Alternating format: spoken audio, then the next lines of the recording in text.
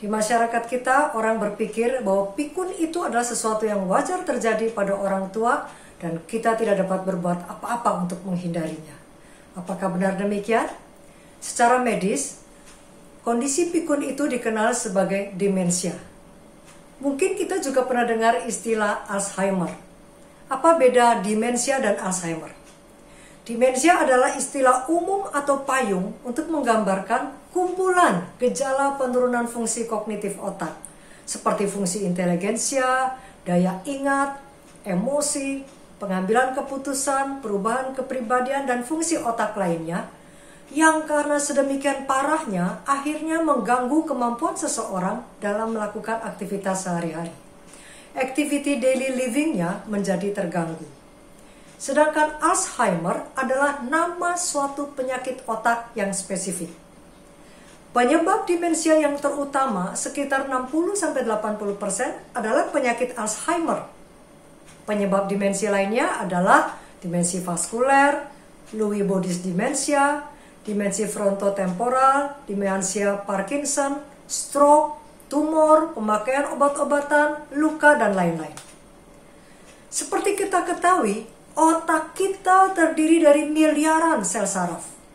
Untuk melakukan tugasnya, sel-sel otak bertindak seperti pabrik-pabrik kecil, memproses dan menyimpan informasi, serta mengkomunikasikannya dengan sel lainnya. Juga melakukan koordinasi dan membutuhkan sejumlah bahan bakar dan oksigen. Apabila sel-sel di bagian tertentu rusak, maka area tersebut tidak dapat menjalankan fungsinya dengan normal. Demensia disebabkan oleh rusaknya sel-sel otak yang mengganggu kemampuan sel-sel otak tersebut untuk berkomunikasi satu dengan lainnya. Jika ini yang terjadi, maka pikiran, perilaku, dan perasaan pun akan terpengaruh. Sebagian dari bentuk demensia ini baru akan termanifestasi di usia lanjut di atas 65 tahun. Jadi, apakah kita harus menerima kenyataan bahwa ketika tua kita akan mengalami pikun atau sakit Alzheimer? Tidak, kita tidak harus pikun. Sama halnya, tua bukan berarti kita kena sakit jantung, diabetes, atau kanker. Tidak. Alzheimer as a lifestyle choice, not a fact of life. Alzheimer itu adalah hasil dari pilihan hidup, bukan kita pasrah terima nasib menjadi pikun. Dan penyakit itu terjadi secara progresif pelan-pelan antara 10-15 tahun serta tidak dapat disembuhkan. Selama 2 dekade terakhir, lebih dari 73.000 artikel penelitian telah dipublikasikan. Itu artinya seharinya ada 100 artikel. Namun belum ditemukan obat yang efektif untuk menyembuhkan penyakit Alzheimer ini. Memang saat ini ada beberapa jenis obat-obatan yang bersifat memperlambat proses pemburukan penyakit tersebut. Namun, belum dapat menghentikannya ataupun mengembalikan fungsi otak ke kondisi semula. Perusahaan farmasi menawarkan obat-obat statin penurun kolesterol untuk mencegah Alzheimer. Namun, obat-obat statin itu sendiri dapat menyebabkan kerusakan kognitif, termasuk kehilangan ingatan jangka pendek dan jangka panjang. Satu-satunya cara adalah dengan pencegahan. Penyakit Alzheimer ini termasuk penyakit yang sebagian penyebabnya dapat dicegah. Inilah kabar baiknya, saudara. Bagaimana Alzheimer merusak otak? Bagian otak yang disebut hipokampus adalah pusat pembelajaran dan ingatan di otak. Bagi penderita penyakit Alzheimer, sel-sel otak di bagian tersebutlah yang pertama kali rusak. Itulah sebabnya penurunan daya ingat adalah gejala paling awal dari penyakit Alzheimer. Setelah itu mungkin akan mempengaruhi juga aspek lainnya seperti sulit menemukan kata-kata yang tepat saat bicara, lalu penurunan kemampuan dalam menimbang atau membuat keputusan yang benar. Seperti tadi disampaikan bahwa Alzheimer adalah penyakit progresif bertahap dari waktu ke waktu dan menyebabkan lebih banyak bagian otak yang rusak. Karena itulah gejala yang muncul menjadi semakin parah. Gejala awal tadi akan berlanjut menjadi Alzheimer ringan. Contoh gejalanya kehilangan arah, sulit menghitung uang, bertanya berulang-ulang untuk pertanyaan sama, perlu waktu lebih lama untuk mengerjakan tugas sehari-hari, dan lain-lain. Kemudian beranjak lagi ke Alzheimer tingkat sedang. Gejalanya adalah daya ingat dan kebingungan tambah parah, mulai sulit mengenali teman dan anggota keluarga, dan mulai tidak dapat belajar sesuatu yang baru, sulit mengerjakan tugas yang perlu dilakukan bertahap seperti berpakaian dengan benar. Kadang-kadang timbul juga halusinasi, paranoid, dan perilaku yang impulsif atau mudah marah. Kemudian, tingkat berat, di tahap ini kerusakan otak sudah sangat parah. Jaringan otak sudah menciut sangat banyak. Penderita sudah tidak dapat berkomunikasi dan sepenuhnya bergantung pada pemeliharaan orang lain. Tahap paling akhir biasanya hanya bisa berbaring di tempat tidur. Mengapa kita perlu mewaspadai demensia ini? Apakah demensia adalah ancaman yang menakutkan? Ya, kita patut waspada karena prevalensi penyakit ini meningkat sangat pesat. Di seluruh dunia diperkirakan setiap 7 detik akan terjadi satu kasus baru. Saudara bayangkan, 7 detik ada orang yang pikun atau demensia. Indonesia memiliki potensi sebagai negara berpenderita demensia tertinggi di dunia tidak lama lagi. Demensia sudah menjadi epidemi. Tetapi seringkali kita berpikir bahwa semoga bukan kita yang kena. Atau kita berpikir kalaupun kena itu masih jauh di depan, sekarang nikmati hidup dulu. Saudara sekalian, kita tidak boleh berpikir demikian. Karena jika kita tidak melakukan sesuatu saat ini, kemungkinan besar kita juga akan menjadi korban. Walaupun efek penyakit ini umumnya baru terasa parah pada saat agak tua, tetapi akibatnya sungguh sangat buruk dan berdampak bukan hanya pada diri sendiri, tetapi yang paling merasakan akibatnya adalah keluarga kita. Apakah kita mau menyusahkan keluarga kita? Apa sesungguhnya penyebab penyakit Alzheimer? Dari hasil otopsi penderita penyakit Alzheimer, kedapatan adanya aterosklerosis, pengerasan pembuluh darah yang disebabkan oleh plak di dalam otaknya. Pada otak para penderita terdapat penumpukan plak abnormal dan serat-serat kusut protein yang menyebabkan terganggunya sistem persinyalan antar satu sel saraf dengan lainnya. Selanjutnya, sel-sel saraf pun menjadi rusak dan mati. Kita biasanya berpikir aterosklerosis adalah kondisi penyakit jantung. Namun, kita perlu sadari bahwa aterosklerosis itu bisa terjadi di bagian tubuh lainnya. Sebab pembuluh darah ada dalam setiap organ tubuh kita, termasuk otak kita. Dengan demikian, jika kita memperhatikan faktor-faktor risiko sakit jantung seperti kolesterol dan tekanan darah tinggi, itu juga dapat menghambat pemburukan penyakit Alzheimer. What is good for our hearts is good for our heads. Apa yang baik bagi kesehatan jantung kita juga baik untuk kesehatan otak kita. Itulah pentingnya pencegahan. Kalau begitu, apa yang bisa kita lakukan untuk mencegah penyebab kepikunan atau demensia ini? Kesehatan otak kita sangat ditentukan oleh gaya hidup kita. Artinya, jika kita menjalankan pola hidup sehat, maka risiko kita mengalami demensia kecil. Pertama, kita lihat masalah nutrisi. Otak kita sekitar 60-70% terdiri dari lemak. Boleh dikatakan otak adalah organ tubuh yang paling kaya lemak. Lemak ini melapisi jaringan syaraf dan sel-sel yang akan membantu otak memproses informasi dengan cepat. Jika lemak ini berkurang, kita menjadi tidak dapat berpikir dengan efisien dan mungkin akan mengalami kesulitan berkonsentrasi serta mengalami perubahan emosional. Jadi bisa dikatakan lemak adalah unsur yang sangat vital untuk kesehatan otak. Apakah artinya kita harus makan makanan yang kaya lemak atau berlemak tinggi? Bukan demikian ya, tetapi kita harus proporsional dan secukupnya. Kita harus tahu ada berbagai jenis lemak, ada yang baik dan ada yang tidak baik atau merusak. Yang baik dimakan secukupnya, yang tidak baik dihindari. Dan ada satu jenis lemak yang sangat penting yang dikenal sebagai lemak omega 3 dan ini bersifat esensial. Lemak esensial artinya lemak itu tidak dapat diproduksi oleh tubuh kita sendiri. Dan itu tersedia di makanan alami seperti di kacang almond, walnut, flaxseed, serta biji-bijian yang lain. Ikan tertentu seperti salmon dan sarden juga sangat kaya dengan omega 3, Tetapi hati-hati dengan kandungan logam berat yang ada di ikan ini yang dapat merusak otak. Pada saat masih dalam rahim ibu dan awal pertumbuhan, anak kekurangan lemak ini, maka pengaruh terhadap intelijensia dan perilaku anak akan sangat besar. Sedemikian pentingnya lemak ini untuk pertumbuhan fetus, sehingga ia akan merampas otak ibunya untuk dirinya sendiri. Jika seorang wanita yang sedang hamil kekurangan lemak esensial ini, maka otaknya sendiri akan mengecil. Lemak yang lain juga harus dikonsumsi dalam proporsi yang wajar, yaitu lemak jenuh, di mana sumber terbaik adalah kelapa. Kemudian lemak tidak jenuh tunggal, seperti pada buah alpukat, olive oil atau minyak zaitun, dan juga lemak tidak jenuh majemuk yang banyak terdapat di berbagai sayuran, biji-bijian, dan kacang-kacangan. Lemak yang paling buruk yang sering dimakan kita adalah trans fat. Trans fat ini dapat kita temukan pada makanan yang digoreng dengan minyak yang banyak dan suhu tinggi, dan juga makanan yang mengandung minyak sayur terhidrogenasi. Contohnya margarin.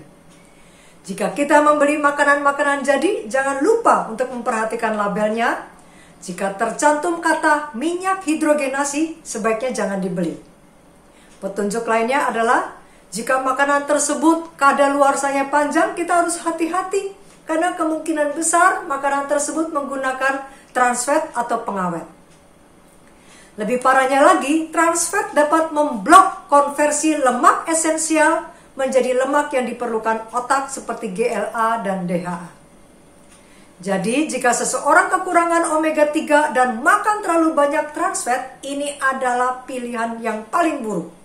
Oleh karena itu, hindarilah goreng-gorengan, donat, dan lain-lain. Bagaimana dengan karbohidrat? Sekarang lagi tren untuk mengurangi makanan berkarbohidrat. Otak kita, saudara, sangat boros energi. 25% dari energi yang kita konsumsi akan digunakan oleh otak. Karbohidrat adalah sumber utama, bahan bakar utama untuk otak kita. Otak kita tidak dapat menggunakan lemak atau protein sebagai sumber tenaga. Jadi, berilah otak kita sumber tenaga yang teratur dari karbohidrat. Dan itu bisa didapat dari makanan berkarbohidrat kompleks seperti beras utuh, gandum utuh, kentang, dan lain-lain. Bagaimana dengan gula? Gula adalah salah satu penyebab utama penyakit Alzheimer. Belakangan ini orang mengkonsumsi gula sudah sangat berlebihan, lebih dari yang dibutuhkan tubuh, sehingga menyebabkan terjadinya peradangan atau inflamasi di seluruh tubuh, termasuk di otak, dan dapat menyebabkan penyempitan pembuluh darah.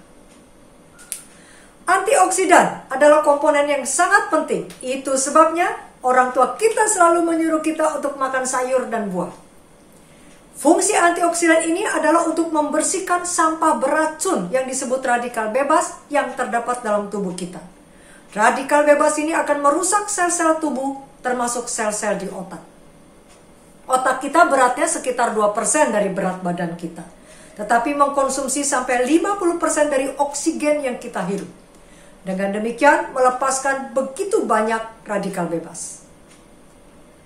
Ada makanan tertentu yang sangat kaya akan antioksidan, yaitu makanan yang berwarna ungu gelap terutama, ya, sangat kaya antioksidan. Misalnya blueberries, anggur hitam, beet, dan berbagai berry-berry lainnya.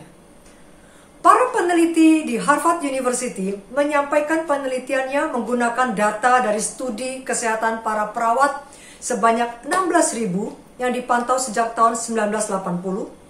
Didapati bahwa dengan mengkonsumsi segenggam beri setiap hari dapat menurunkan tingkat kerusakan otak dibandingkan mereka yang tidak mengkonsumsi beri-beri. Vitamin B12. Tiap hari konsumsilah vitamin B12 ini. Banyak orang yang mengalami kekurangan B12, terutama bagi mereka yang berusia di atas 50 tahun. Kekurangan B12 dapat mengakibatkan kerusakan otak secara permanen dan tidak dapat diperbaiki. Faktor kedua adalah tidur. Otak memerlukan satu siklus tidur yang penuh, seperti proses kerja mesin cuci. Jika kita masukkan baju-baju kotor kita ke dalamnya, lalu kita nyalakan mesinnya untuk proses 30 menit, namun baru 5 menit kita keluarkan baju-baju tersebut, maka baju-baju tersebut tetap kotor. Itulah yang terjadi jika kita tidak cukup tidur. Tanpa tidur yang cukup, sel-sel otak tidak dapat mengingat hal-hal yang kita pelajari dan menciptakan memori baru, serta membuat kita sulit konsentrasi dan merespon dengan cepat. Ketika kita tidur, otak akan membuang semua racun-racun atau toksin di dalamnya yang terbentuk selama kita terjaga. Penelitian menunjukkan bahwa kurang tidur yang kronik atau kualitas tidur yang buruk meningkatkan tekanan darah, risiko penyakit jantung, diabetes, depresi dan obesitas, dan juga penyakit Alzheimer. Kita perlu juga menjaga kesehatan mulut dan gigi. Dari berbagai penelitian, kesehatan mulut dan gigi yang buruk dapat merusak otak dan salah satu faktor penyumbang demensia atau pikun. Berpuasalah sedikitnya 12 jam dari sejak makan malam sampai makan pagi besoknya. Tidak makan apapun minimal 3 jam sebelum tidur. Sekarang kita lihat faktor lainnya. Sebagaimana kita ketahui, otak kita memerlukan 25% dari darah yang dipompa oleh jantung. Kita memerlukan jantung yang kuat untuk memompa darah secara efisien ke otak. Olahraga aerobik meningkatkan aliran darah ke tubuh dan otak. Itulah sebabnya setelah olahraga aerobik secara wajar membuat kita lebih gembira dan segar. Karena otak kita gembira mendapatkan nutrisi dan oksigen yang sangat diperlukan. Ada berbagai aktivitas aerobik yang baik untuk dipilih. Berjalan, jogging, berenang, bersepeda, senam aerobik, dan berkebun. Faktor berikutnya, sinar matahari. Banyak sekali manfaat sinar matahari terkait dengan demensia ini. Berbagai penelitian membuktikan bahwa kemampuan kognitif otak sangat dipengaruhi oleh paparan sinar matahari yang diperoleh. Hasilnya cukup menakjubkan. Mereka yang tidak terpapar sinar matahari selama 2 minggu memiliki risiko 2,5 kali sel-sel otaknya rusak dibanding mereka yang terpapar sinar matahari. Paparan sinar matahari di siang hari membuat kita tidur lebih nyenyak, meningkatkan pengeluaran melatonin di malam hari, dan melatonin ini terbukti membantu menurunkan kadar kolesterol sampai 40%, juga menurunkan tekanan darah dan masalah irama jantung. Berikutnya adalah stimulasi mental dan rohani. Stimulasi mental yang berguna adalah bagi otak adalah yang bersifat baru dan kompleks. Contohnya, jika kita mengunjungi suatu tempat yang baru yang tidak pernah kita pergi sebelumnya, otak kita harus berpikir bagaimana cara jalan ke sana. Apalagi jika rute yang harus ditempuh tidak mudah, itu membuat otak harus berpikir keras. Bagian otak yang bekerja disebut korteks dan stimulus ini membuat cadangan otak yang baru. Sebaliknya, jika rute yang kita tempuh adalah jalan yang setiap hari kita lalui, mungkin sudah bertahun-tahun dilalui secara rutin, maka otak kita sudah tidak perlu bekerja keras lagi. Bagian yang menangani pekerjaan ini adalah subkorteks dan tidak banyak cadangan otak yang akan dihasilkan dari pekerjaan rutin ini. Contoh lainnya adalah mandi, gosok gigi, pakai baju, rasanya tanpa perlu menggunakan otak pun kita bisa mengerjakannya. Pekerjaan ini tidak merangsang otak. Ya.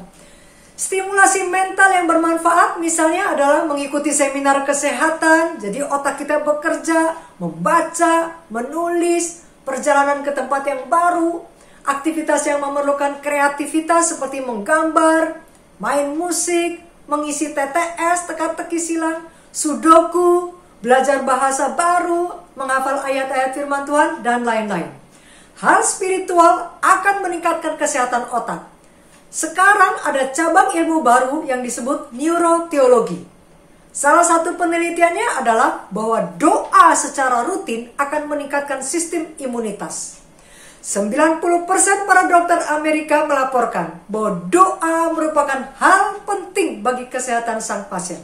Lalu ada pula penelitian yang menunjukkan bahwa orang yang terlalu stres akan mengalami kehilangan ingatan. Kita mungkin setuju bahwa orang yang memiliki kehidupan spiritual yang benar biasanya tidak mudah mengalami stres berlebihan. Kesimpulannya saudara sekalian, usia akan selalu bertambah. Namun kita tidak perlu pikun atau demensia. Penyakit Alzheimer adalah masalah gaya hidup, bukan nasib setiap orang yang sudah tua. Kita tidak perlu pikun jika mulai saat ini kita menjalankan pola hidup sehat.